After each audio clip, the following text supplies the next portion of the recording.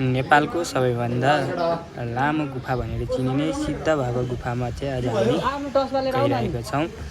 तपाईँहरूलाई कस्तो लाग्छ हेर्नुहोस्, रमाइलो गर्नुहोस्। अरू भन्दा नि मान्छेले माथि टाउको जोगाउने हैन, अनि तल खुट्टा। हामी सुरुमा छिर्दाखेरि चाहिँ अलि अप्ठ्यारो तर नराम्रो दृश्य देखे पनि भित्र गइसकेपछि अत्यन्त सुन्दर मनमोहक दृश्य रहेछ। यहाँ चाहिँ एकजना बाबा पनि बस्नुहुँदो रहेछ। उहाँले चाहिँ सिद्ध बाबा गुफाको हामी चाहिँ यो हेरचाह गर्नुहुँदो रहेछ।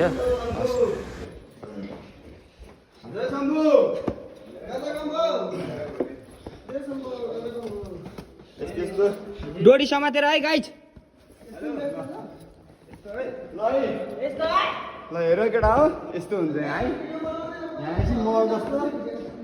वाउ, यो चाहिँ के भन्छ नि, यो चाहिँ खेत हो रे के पहिलाको होइन, खेत हो भन्छ कि। यो चाहिँ टक्कै यहाँ चाहिँ खोला बग्थ्यो अरे भन्छ कि, अहिले त छैन। असारमा आयो भने पानी हो, यहाँ जो द हो पानीको। हेर्दै जानु बिस्तारै त हामी। यहाँ मूर्तिहरू जस्तो टाइपको रहेछ है। यस्तो हुन्छ यहाँबाट रसेर हान्छ पानी। यो भगवान् हो।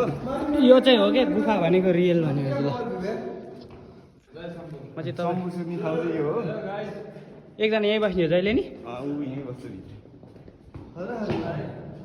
ओए त्यही भएर लाइट ल्याउने कारण चाहिँ त्यो हो कि खतरा छैन त होइन। यो चाहिँ के फेरि? तिम्रो त्यही खोला नाला के भन्छ कि। यहाँबाट उता चाहिँ कहाँ जाने? तिमी दिद लडेको ए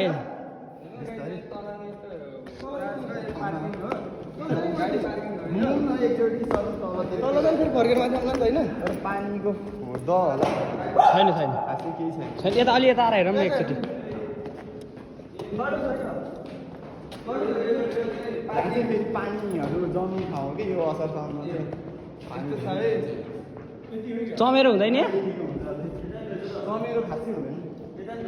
जाने नै यता हो, यहाँ छैन त।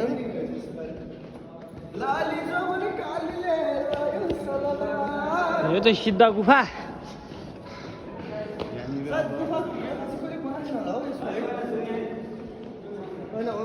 रियल्ली सिद्ध गुफा भनेको चाहिँ यो हो के गाइस?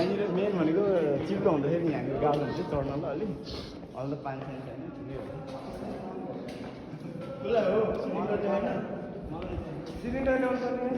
वाउ,